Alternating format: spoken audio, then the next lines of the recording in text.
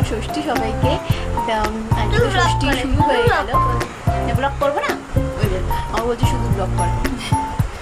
তো সকালবেলা ষষ্ঠীতে পুরো গরম গরম কচুরি আর জিলিপি ব্রেকফাস্টে রয়েছে আমাদের। তো চলো আজকের ব্লগটা স্টার্ট করলাম, তোমরা দেখতে থাকো, আশা করি তোমাদের দেখতে সবার খুব ভালো লাগবে। এটা হচ্ছে আমাদের মায়ের বাড়ির সামনের দুর্গাপুজো। তো এখানে ফার্স্টেই মন্দিরে পুজোটা করে তারপরে মণ্ডপে পুজো প্যান্ডেলে পুজো করা হয় মা দুর্গার। তো এই রীতি চলে আসছে। তো এটা দেখো আমার মায়ের বাড়ির সামনে শীতলা মন্দিরে, সেখানে দুর্গাপুজো এত সুন্দর করে মণ্ডপটা সাজিয়েছে মন্দিরের ভেতরে, খুব ভালো লাগলো দেখে। তো এখানেই আমরা পুষ্পাঞ্জলি দিতাম, খুব ভালো লাগে, এখন আমার মাই দেয়। তো যাই হোক, এখানে মায়ের বাড়ির ঠাকুর তো শেয়ার করলাম তোমাদের সঙ্গে। তো তারপর চলো তোমাদের একটা পার্সেল দেখাই, মিন্ত্রা থেকে এসে গেছে। আমি তো ভাবছিলাম যে কবে আসবে, তো যাই হোক অনেক তাড়াতাড়ি ডেলিভারি ভাগ্যিস চলে এসেছে। তো পুজোতে অবশ্যই পরবো। তো চলো কি পার্সেল সেটা তোমাদের সঙ্গে শেয়ার করি। তো অনেক দিন ধরেই ভাবছিলাম একটু অক্সিগোল্ডের কিছু জুয়েলারি কিনবো। মিন্ত্রাতে খুব ভালো কালেকশনগুলো দেখলাম, তো বেশ পছন্দ হয়ে গেল। দুটো নেক পিস কিনেছি, আর তার সাথে একটা কানেরও রয়েছে, যে এই যে পদ্ম কাটিং টাইপের যেই হারটা দেখছো সেটার সঙ্গে কানের দুলও রয়েছে, আর এটা লম্বা চেনের মধ্যে রয়েছে, সেটার সঙ্গে কোনো কানের দুল নেই। তো যাই হোক দুটোর একসাথে প্রাইস একদম রিজনেবল প্রাইসের মধ্যেই পড়েছে। তো এখানে দেখো এত সুন্দর ডিজাইনটা দেখে তো আমার খুব ভালো লাগলো। তো সেই জন্য আমি একদম কোনো আর কিছু না ভেবে অর্ডার করেই ফেললাম।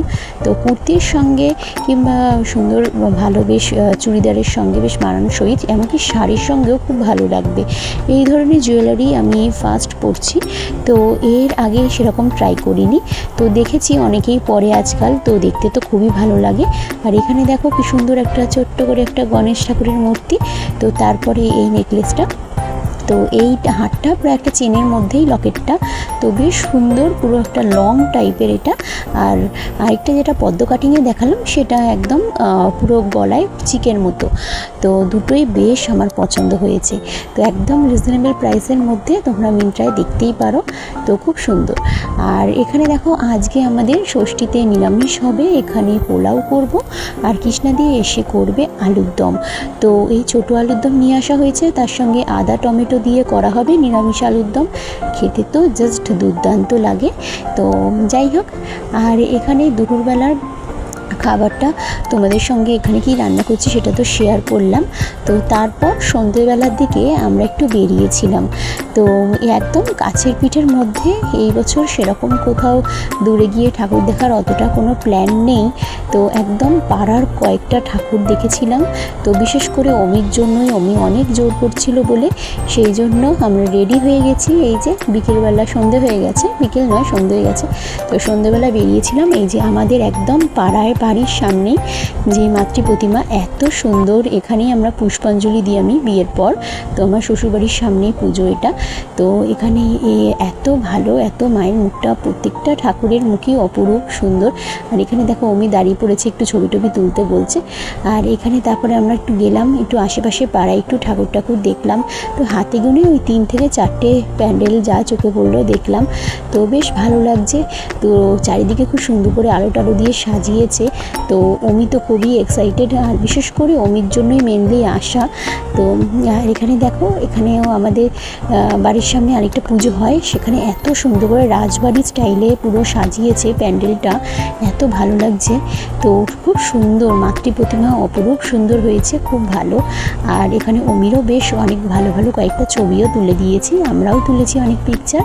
আর এখানে দেখো মণ্ডপের ভেতরে এত ভালো লাগলো, অসাধারণ।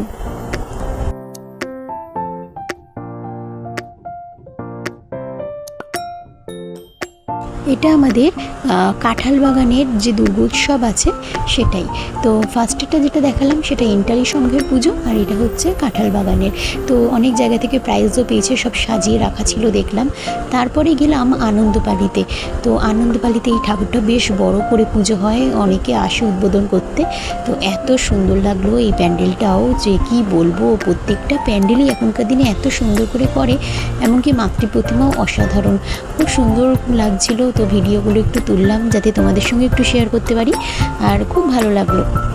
তো যাই হোক, পাড়ার পুজো দেখতে দেখতে তো বেশ অনেকটা সময় কেটে গেল। এখানেও দেখো একটু মন্দিরের ভেতরে তো এত সুন্দর করে পুজো হচ্ছে, বেশ সাবেকি ঠাকুর, খুব ভালো লাগলো।